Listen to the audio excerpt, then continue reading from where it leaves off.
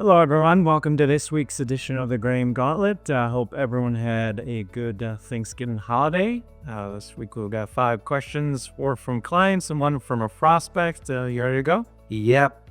All right. First question. Was the price action during the week of Thanksgiving a surprise, and does that change price potential for corn or soybeans? My memory tells me that normally we go down a little bit during that week. So being up 10 plus and 12 plus in corn and beans respectively was a bit of surprise. With today's down movement, I kind of expected that. Being lower after that up week, I'm thin buying. Usually things kind of even out first few days. Last year we had a trend down to about December 10th before Santa Claus came and gave us better prices all the way into February.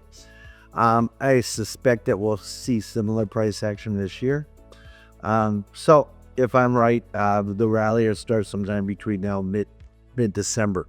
We should see a better basis as we go through the month. As bin doors lock, and that should stimulate higher prices as we go through to spring. Big USDA report January. I expect nothing this year. So, was it a surprise? Yes. Did it change anything? No. Okay. All right. This next question you kind of just hinted at. It says, do you think the USDA will break from historically not changing much in their December WASDE report? Well, they kind of did the special November report, so my expectation is that they're saying this is good enough. This is what we had to do to get the information out. Plus, you're asking me if a government agency is going to do more work than it normally does. Sure.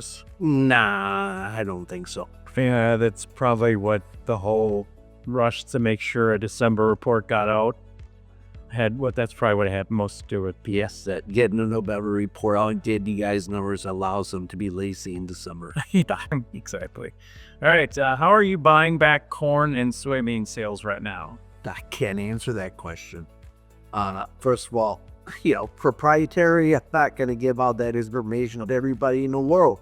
Secondly, more importantly, I measure risk. When we have a strategy, we have basic strategies, but everyone's a little bit different with what they can put into their account, how aggressive they want to be, where their cash sales are. If they have really cruddy cash sales, I'll be much more aggressive with a buyback to that person, and somebody has followed our recommendations, had good cash sales.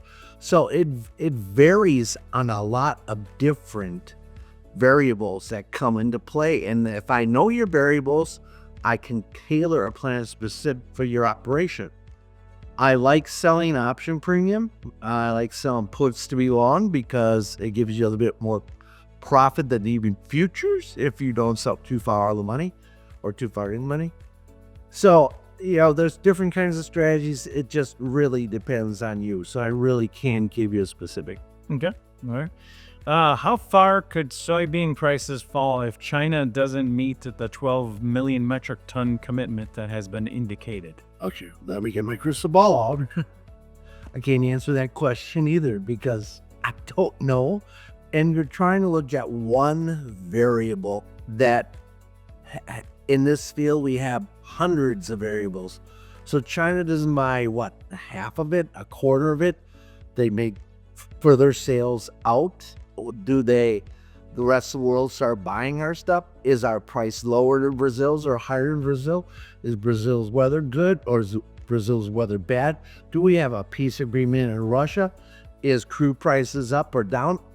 Thousands of things that can play into what the price of soybeans will do. To pick out one variable and say this is what's going to happen to the price because of that one variable is not a good plan. Okay, it wouldn't be a positive to the market. We would probably want to be a little bit more defensive. That helps answer your question. One thing I would add is I continue to see people assume there's no way China is going to buy them out because of how much more the U.S. price has risen over Brazil, but yet they are still buying, and they bought some more as of this taping, and all indications are that they will continue to pay a premium to buy U.S. beans to meet this stated agreement. everything appears to be on track for now. Like they're only about a third of the way there as of the time we're taking this, but they are so far paying more for our beans than what they could pay for Brazil, and there's a lot more reason that goes into that people obviously weren't aware of.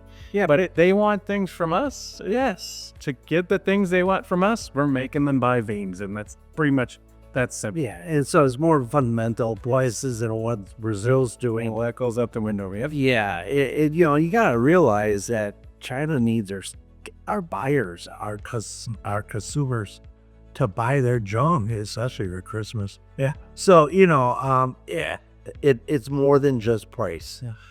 That's just one variable. Again, gotta look at the big picture, and there's so many things in play here. So I agree with you. Exactly. All right. And then final question says, if the Supreme Court rules against Trump and shoots down his tariffs, what would be the impact to the grain market? I don't think much of anything, because I don't think Congress would allow this just to go dead and have to eliminate everything that's been done. I think the Supreme Court would say Congress has to do it, and Congress would pass the tariff rules that Trump has in place. I really do. But it's unknown again, and I think the Supreme Court realizes what an upheaval that would cause to our economy and everything else. So if they had some kind of bird like that, I think there'd be a time piece involved with that because this has happened, to undo it or to have Congress make it legit, they're going to give them time to get that done. Yeah, I think that's pretty spot on. You didn't know about the question. I knew ahead, so I did some research, and pretty much everything says pretty darn close on. One, Supreme Court hinted that if they were to rule against it, they would not want to make it, retroactive, so we wouldn't have to necessarily pay back all this money. They would basically do it more about going forward. Two, there's lots of options for Trump. There's alternative options that are more short term that would basically allow him to keep some leverage in place. And then number three, Congress could always go ahead and make this law and do it, in a way that appeases the corp. So, yep, the impact probably wouldn't be all that dramatic. I agree. Okay, good. All right. Well, that's all for this week. Thanks again, everyone. If you have a question you'd like to hear answered on this program, go ahead and email it to adminstaff@hedge-plus.com. Other than that, I hope everyone has a good December and doesn't get too much snow unless, of course, that's what you want. The snow's probably good right now, because we all need to work off that turkey. Sounds good. All right, take care.